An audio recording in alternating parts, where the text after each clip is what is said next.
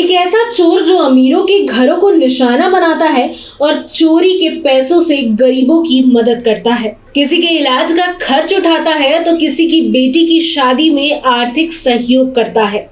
लेकिन अब यही शातिर चोर रांची पुलिस के रडार पर है।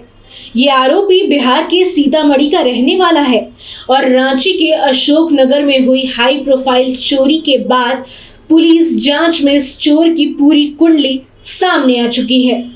उसकी तलाश में रांची पुलिस बिहार तक जा पहुंची, लेकिन वह हाथ नहीं आया।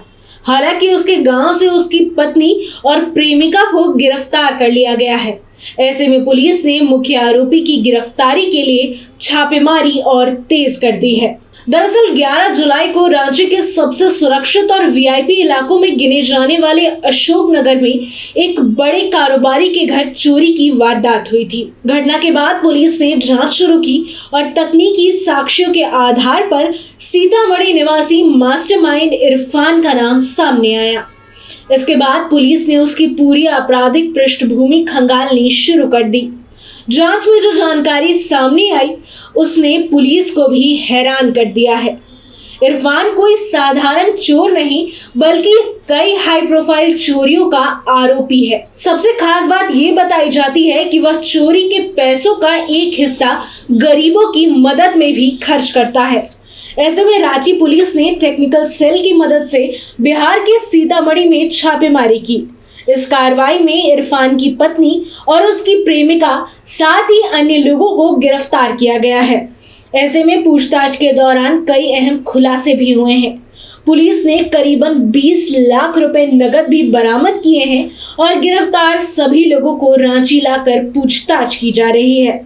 वहीं मुख्य आरोपी इरफान की गिरफ्तारी के लिए लगातार छापेमारी की जा रही है। साथ ही पुलिस रिकॉर्ड के अनुसार इरफान के खिलाफ देश के 20 राज्यों में 100 से अधिक आपराधिक मामले दर्ज है। वो हमेशा बड़े और संपन्न लोगों के घर को ही निशाना बनाता है। ऐसे में इरफान बिहार के सीतामढ़ी जिले के गाड़ा जोगिया गांव का रहने वाला है। गांव के लोगों के अनुसार बचपन से ही उसे खुद को रॉबिन हुड की तरह पेश करने का शौक था। वो गांव के युवकों को अपने साथ रखता था ताकि उसका प्रभाव बना रहे।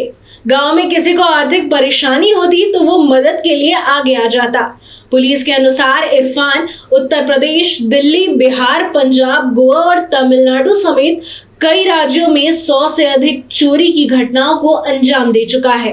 पर इतना ही नहीं, उसने तमिलनाडु के मुख्यमंत्री, गोवा के राज्यपाल और तो और दिल्ली के एक जज के आवास को भी निशाना बनाया था। ऐसे में बिहार पुलिस के अनुसार इरफान ने पहली बार मजबूरी में चोरी की थी।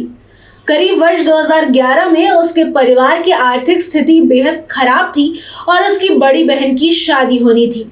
पैसे की व्यवस्था नहीं हो पा रही थी और इसी कारण उसने पहली बार चोरी की वारदात को अंजाम दिया था। वो पकड़ा नहीं गया और चोरी के पैसों से बहन की शादी कराई। इसके बाद उसने लगातार चोरी की घटनाओं को अंजाम देना शुरू कर दिया और धीरे धीरे बड़े घरों को निशाना बनाने लगा। पुलिस को यह भी जानकारी मिली है कि नोटबंदी के दौरान इरफान ने दिल्ली में एक जज के घर से चोरी की थी। बताया जाता है कि वहां से उसने करीबन 65 लाख रुपए की चोरी की थी। हालांकि इस मामले में पुलिस के पास कोई आधिकारिक शिकायत दर्ज नहीं कराई गई है। वहीं उत्तर प्रदेश में एक चोरी के मामले में गिरफ्तारी के बाद इरफान ने पुलिस पूछताछ में बताया था कि वो कभी भी किसी घर की पहले से रेकी नहीं करता है। वो अपनी महंगी गाड़ी से निकलता था और रास्ते में जिस घर को उपयुक्त समझा वहीं चोरी की वारदात को अंजाम दे देता था। उसका दावा था कि वो कभी किसी घर से खाली हाथ नहीं लौटा और हर वारदात में कम से कम 1 लाख रुपए की चोरी जरूर ही करता है। चोरी के पैसों का इस्तेमाल इरफान ने अपनी जिंदगी को आलिशान बनाने में भी गवाया है। अपने गांव में उसने करीबन 3 कट्ठा जमीन पर एक भव्य मकान बनवाया। इस मकान की सबसे खास बात इसकी ऊपरी मंजिल पर बनाया गया शीश महल है। बताया जाता है कि इस आलीशान घर के निर्माण में 2 करोड़ रुपए से अधिक खर्च किए गए हैं।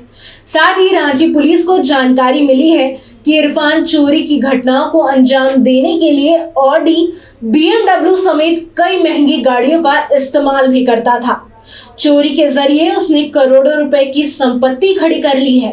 साथ ही कई बार वो बड़े शहरों में चोरी करने के लिए हवाई यात्रा से पहुंचता था और वारदात के बाद फ्लाइट से ही दूसरे राज्य निकल जाता था।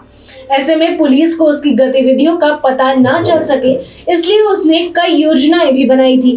पुलिस के अनुसार इरफान की पत्नी पंचायत चुनाव में जिला परिषद सदस्य चुनी जा चुकी हैं।